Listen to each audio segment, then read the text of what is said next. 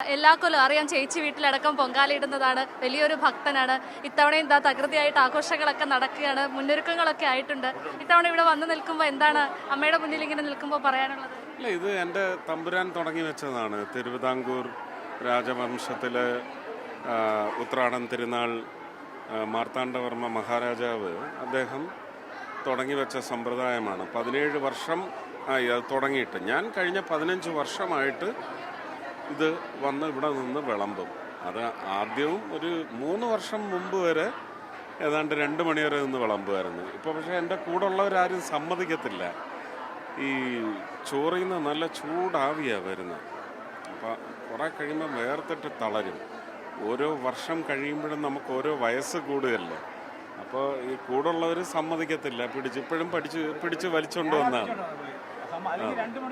അതെ, അല്ലെങ്കിൽ നമുക്ക് താല്പര്യമാണ്. കാരണം കൈയെല്ലാം പൊള്ളിപ്പോവും. ചൂട് ചോറല്ലേ എടുക്കുന്നത്. പക്ഷേ ഇതൊക്കെ ഒരു പെണ്ണുങ്ങൾ ഇത്രയും പൊരി വെയിലത്ത് ഏതാണ്ട് 50-55 ലക്ഷം പേരാണ് പൊങ്കാലയിടുന്നത്.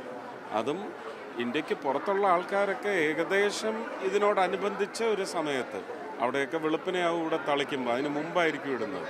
രാത്രി ഒരു 1 മണി 2 മണിക്കൊക്കെ ആയിരിക്കും. അങ്ങനെ അത്രയും ത്യാഗം സഹിക്കുമ്പോൾ നമുക്ക് അതേ സമൂഹത്തിൽ നിന്ന് തന്നെ പൈസ ടിക്കറ്റിൻ്റെ പേരിൽ പിരിച്ച് ഉണ്ട് ഒരു കുടുംബം പോറ്റുന്ന നമുക്ക് തിരിച്ചവർക്ക് എന്തോ നൽകാനുണ്ടെന്ന് പറയുന്ന ഭക്തിയുടെ സ്പിരിച്വാലിറ്റി ഒന്ന്, റിലീജിയസ് ബിഹേവിയർ പാറ്റേൺ ഒന്ന്, അതല്ലാതെ റിലിജനിലൂടെ ഒരു സോഷ്യൽ കമ്മിറ്റ്മെൻറ്റ് അതും നിറവേറ്റണം.